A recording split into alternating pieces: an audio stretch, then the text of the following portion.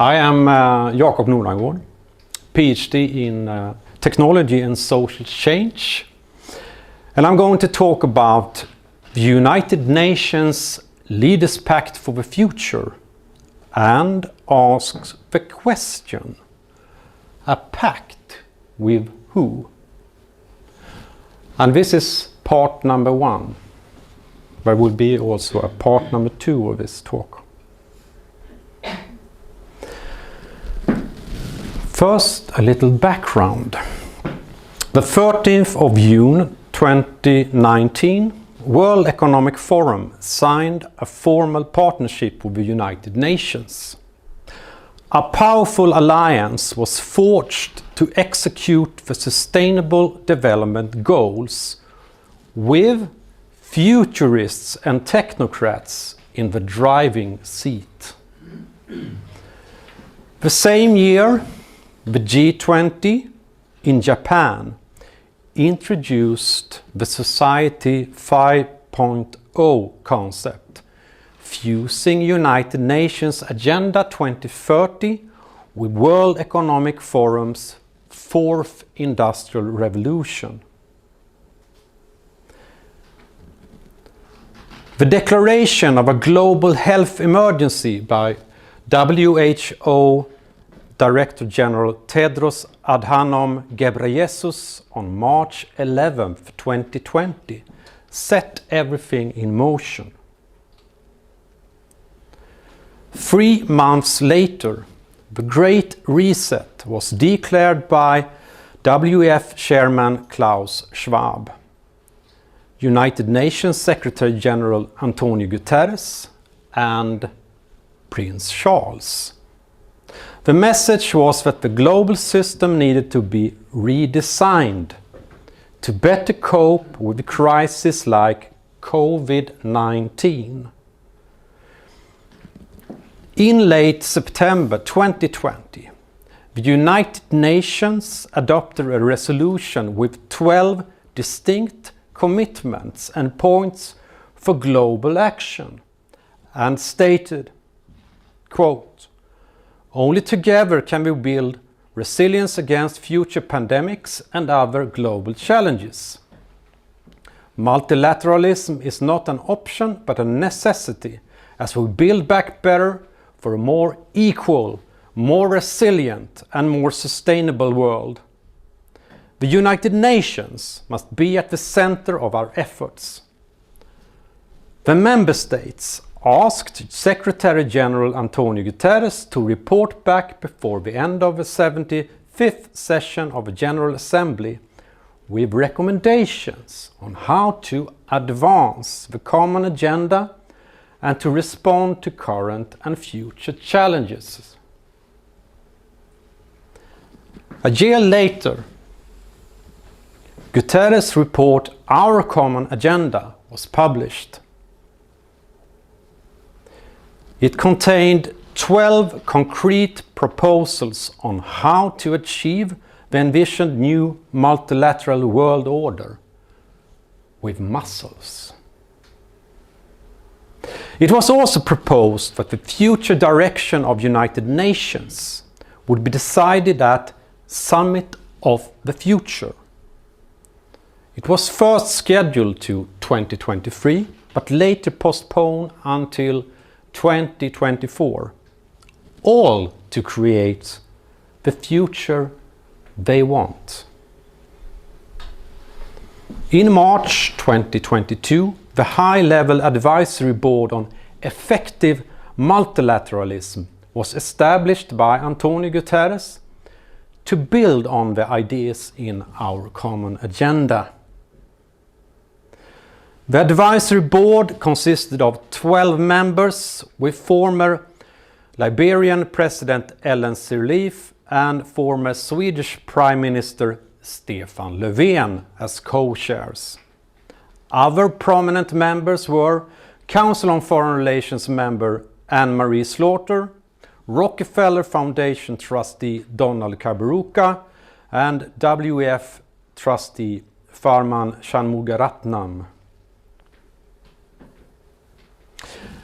Ellen Sirleaf had previously served as the co-chair of WHO's Independent Panel for Pandemic Preparedness and Response, whereas Farman Shanmugaratnam were co-chairs of a G20 high-level independent panel on financing the global commons for pandemic preparedness and response.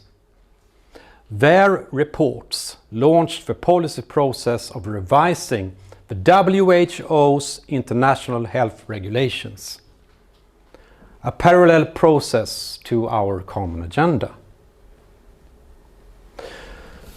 The Summit of the Future will produce an action-oriented outcome document, the Leaders' Pact for the Future, that will be signed by the world leaders. The aim is to strengthen international cooperation so it delivers fully and fairly on existing agreements while enabling us to respond effectively to new threats and opportunities for present and future generations. According to the high-level advisory panel, the Pact should be a global transition by states and non-state actors to a circular economy, addressing both supply and demand in a way that achieves balance with the planet.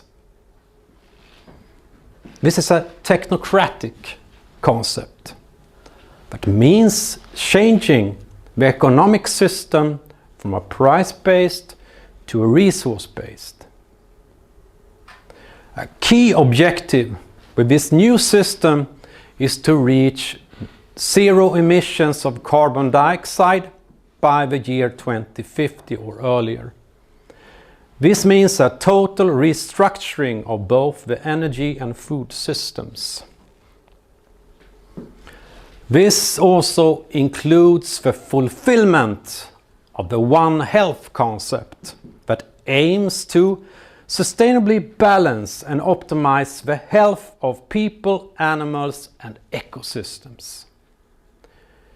It effectively fuses the environmental and health agendas. Between March and September this year, 11 policy briefs have been published. This is the result of consultations and negotiations with member states and other stakeholders about the proposals in our common agenda. These briefs include key recommendations that will be included in the Pact. Number 1 is about safeguarding the future. We have to adjust our way of life as to not infringe on the rights of succeeding generations. As former chair of UNFCCC puts it, Christiana Figueres, they need to understand that we cannot eat today at the cost of what other people gonna eat tomorrow. It's as simple as that.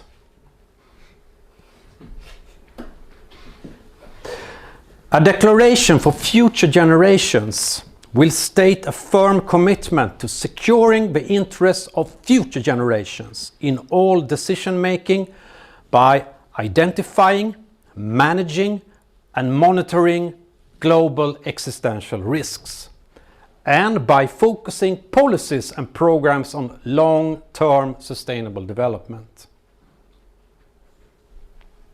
A special envoy will have the mandate to raise awareness about intergenerational impacts of decisions on future generations.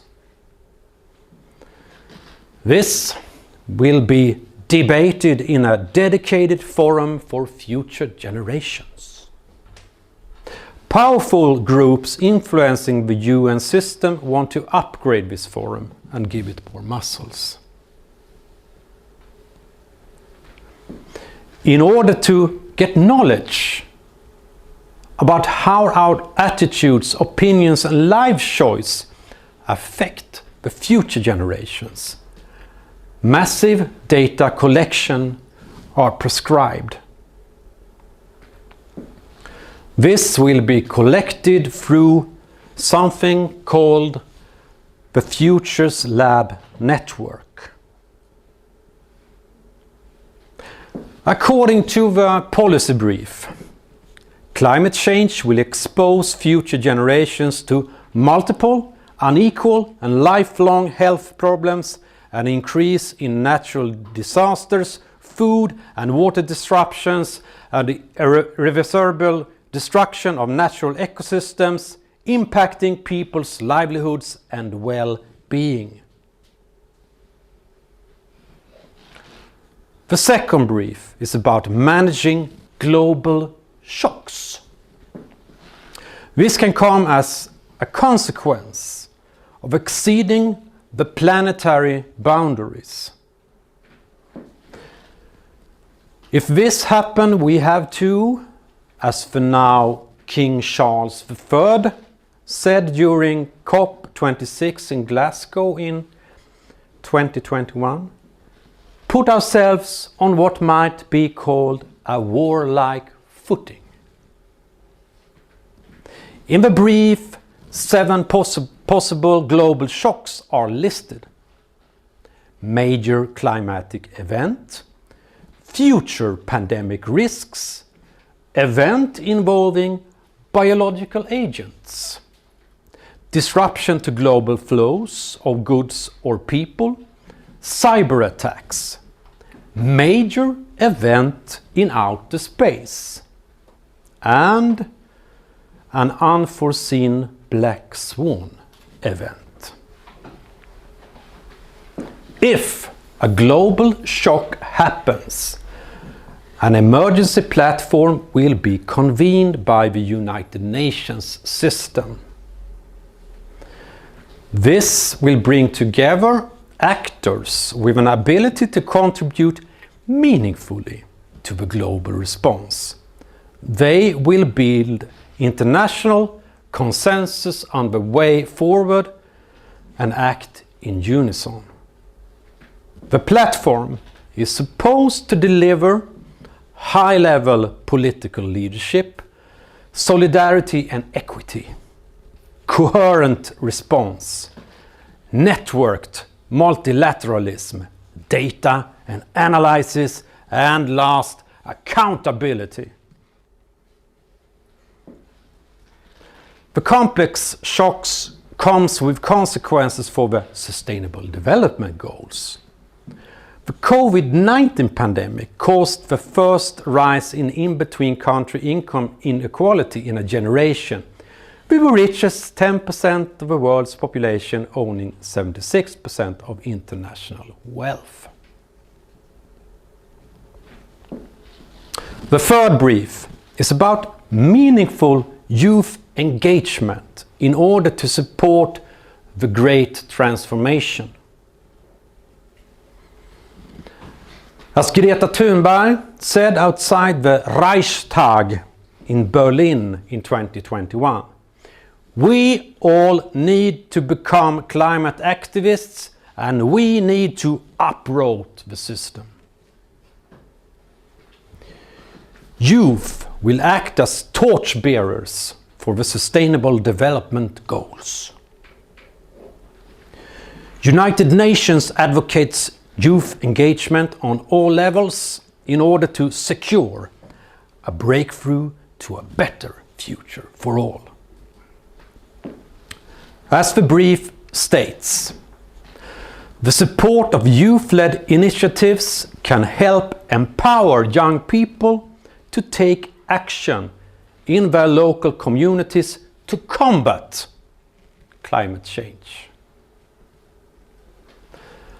The fourth brief is about measuring what we value and develop new metrics that is anchored in the fulfillment of the SDGs. Our data will be used to inform policy and financial decisions. As former Irish President Mary Robinson said in 2008, many people think that we have no shared value system in the world today, but we actually do. New metrics will be developed based on the contributions to transformational change.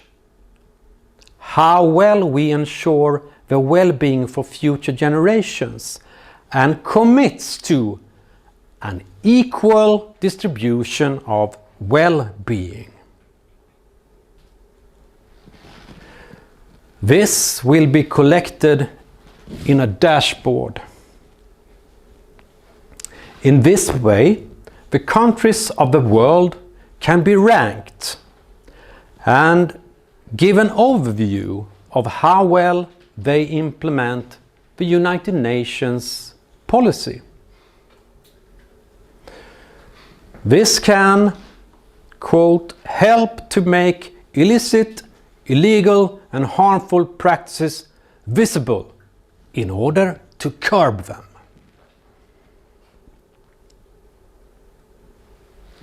The fifth brief is about building a digital future for all. Data needs to be collected in all imaginable areas. This will be used to further the goals. As Ursula von der Leyen said, it is a fact that the majority of data we collect today are never ever used even once. And this is not at all sustainable. For this, United Nations want to achieve global digital connectivity for all. A digital public infrastructure is built to help governments to achieve their national priorities and accelerate the Sustainable Development Goals. This means to, quote, develop and govern digital technologies in ways that enable sustainable development, empower people, and anticipate risks and harms and address them effectively. AI solutions is said to hold great promises to effectively accelerate the SDGs. Unregulated, it could, on the other hand, cause great harm. In order to serve the common good, it has to be overseen by humans and capable of being shut down. For this purpose, a multi-stakeholder advisory body on artificial intelligence are put together by the Secretary General's Envoy on Technology. Conveniently enough, World Economic Forum has recently put together its own AI governance alliance with the United Nations Envoy on Technology and UNICEF as partners.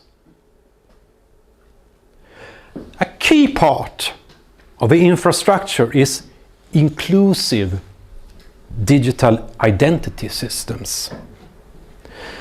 Digital identity systems provide a way to register people and record important activities. By connecting artificial intelligence to digital identity, behavior profiles can be created. AI can also be used to swiftly identify suspicious patterns and flag potential threats. As stated in the United Nations report, The Age of Digital Interdependence, quote, a digital ID can help unlock new opportunities, but can also introduce new risks and challenges. They can be used to undermine human rights. For example, by enabling civil society to be targeted or selected groups to be excluded from social benefits. But there are more possibilities. The policy brief states, sensors and monitors connected to the Internet of Things, cloud-based data platforms, blockchain-enabled tracking systems, and digital product passports unlock new capabilities for the measurement and tracking of environmental and social impacts across value chains. The sixth brief is about reforming the international financial architecture. In the words of Farman Shanmugaratnam, now the President of Singapore, the IMF must be given the mandate to manage a stronger and more effective global financial safety net, more akin to how the leading central banks inject stability at home when a crisis hits. This entails a reformed financial architecture that is aligned to the fulfillment of the global goals.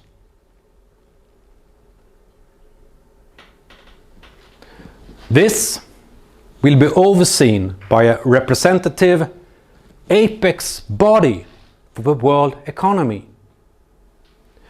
Antonio Guterres proposes a biennial summit with the G20, United Nations Economic and Social Council, and the heads of financial institutions. The international system will scale up a long-time financing of the SDGs and climate action. Illicit financial flows will be curbed through strengthened international tax cooperation. And lurking in the background is a global CBDC system with total financial control over the subjects. According to the policy brief, strengthening international financial integrity will reduce corruption, boost trust, and enhance the social contract.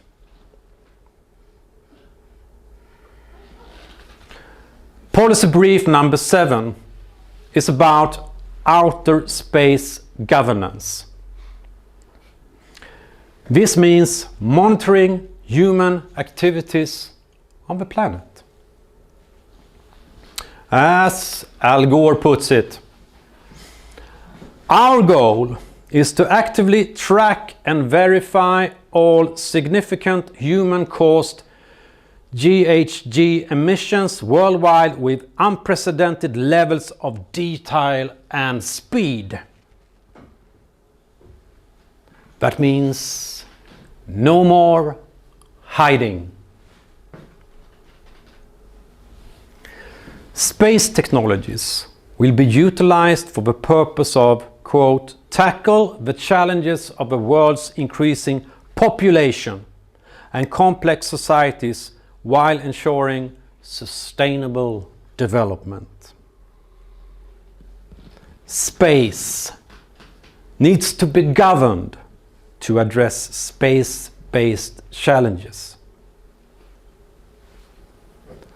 As the policy brief states, space technologies are crucial for effective monitoring and mapping of illegal activities. The 8th brief is about information integrity. That means addressing online threats. As Justin Trudeau puts it,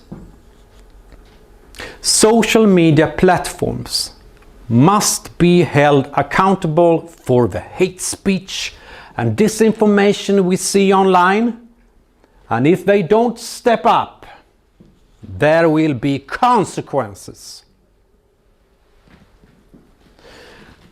This is a call for a more central control of information to fight what they label as mis- and disinformation and hate speech. Of importance for United Nations is to prevent information that affects United Nations, quote, mandate delivery and substantive priorities.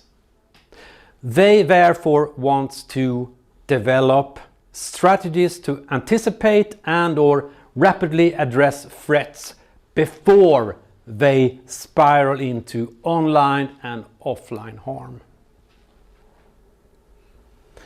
To combat these threats, UNDP has developed iVerify that can be used to identify false information and prevent and mitigate its spread. You see how happy they are. Proactive work has been done to make it harder to find information about climate change that goes against the narrative. United Nations Under Secretary General for Global Communication, Melissa Fleming, stated in 2022 that they in principle own the science. United Nations warn about mis- and disinformation that undermines public health measures and vaccination drive, as well as climate action.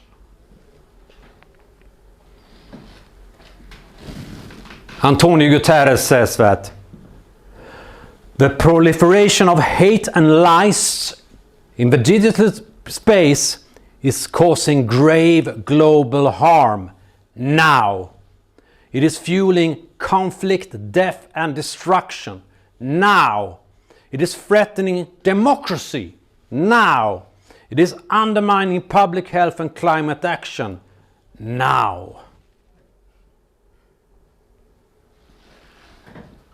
Policy Brief 9 talks about a new agenda for peace. This is about putting new priorities on the peace agenda. As Rockefeller Foundation trustee Juan Manuel Santos states, former president of Colombia, peace can only be maintained if the very forests, soils and rivers that communities depend on are protected and managed sustainably. Who will do that? United Nations have a 12-point action plan to bring about a stronger collective security machinery to effectively accelerate the 2030 Agenda for Sustainable Development.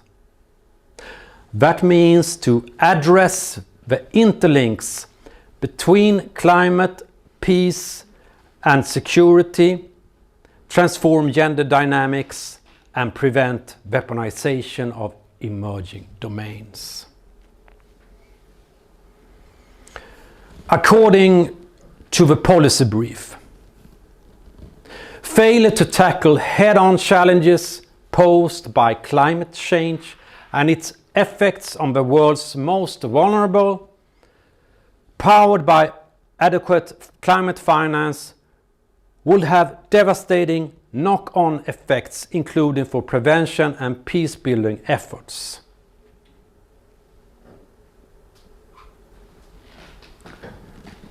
The 10th policy brief is about transforming education in order to, quote, equip societies with new skills, capacities and mindsets for a sustainable and just future. As Antonio Guterres said during the Transformation Education Summit, at a time of rampant misinformation, climate denial, and attacks on human rights, we need education systems that distinguish fact from conspiracy, instill respect for science, and celebrate humanity in all its diversity.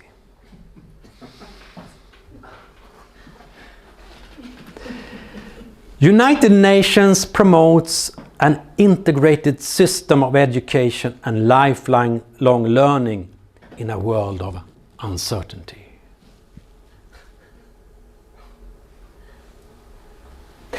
Education is seen as a key to predicting, preventing, and managing future risks. Climate change must be addressed in order to, quote, develop the capabilities of learners to adapt to and mitigate climate change, to demand climate justice, and to thrive in the green economy. Harnessing digital tools is seen as a way to improve learning and increase capacities to navigate the future and avoid the digital divide. According to the policy brief, education is key to promoting climate literacy, increasing awareness and understanding of climate change, promoting sustainable practices to mitigate the impact of climate change, and empowering civic participation. The 11th and last policy brief is about transforming United Nations to execute the agenda and accelerate systemic shifts that deliver for all. In Klaus Schwab's words, in order to shape the future, you have first to imagine the future, you have to design the future, and then you have to execute. This is about shaping the desired future with the help of futuristic management techniques. This is all rooted in the science of futurology. United Nations will deploy what they label as a powerful fusion of data, innovation, digital foresight, and behavioral science expertise. Their concept, called Quintet of Change, will use data analysis, digital transformation, strategic foresight, results orientation, and behavioral science to deliver the future they want. This means, for example, applying behavioral design for health equity and using emotions to motivate people to take up climate action.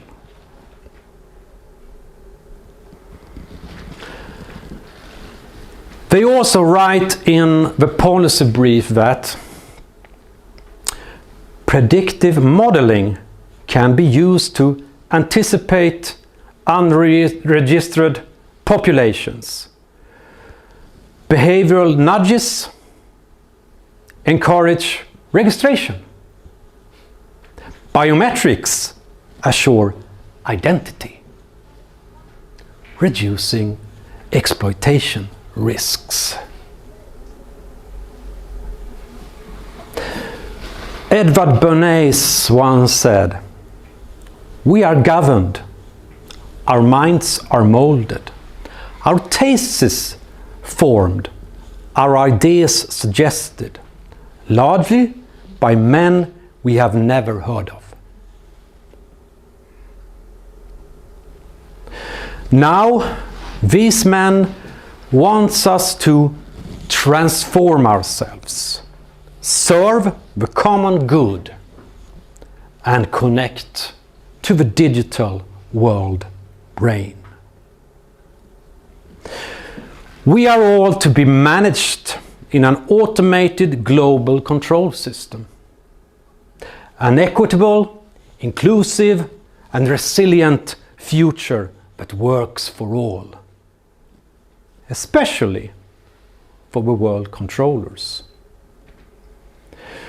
This future scientific dictatorship will be run by the assistance of artificial intelligence.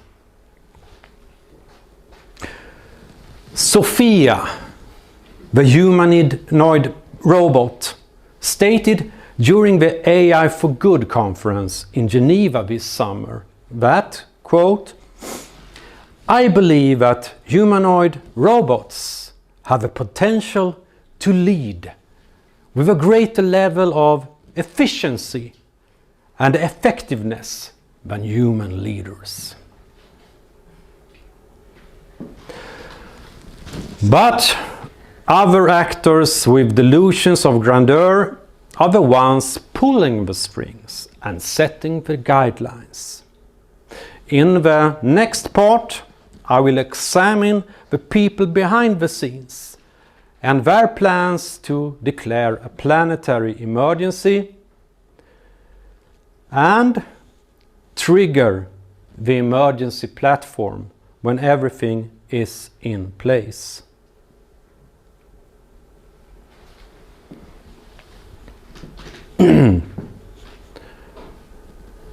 Here is the big global existential threat, according to the Club of Rome. In searching for a common enemy against whom we can unite, we came up with the idea that pollution, the threat of global warming, water shortages, famine and the like would fit the bill. All these dangers are caused by human intervention in natural processes, and it's only through change attitudes and behavior that they can be overcome.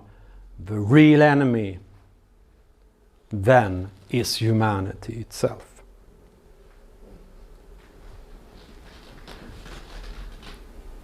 That was the end of the presentation. Thank you.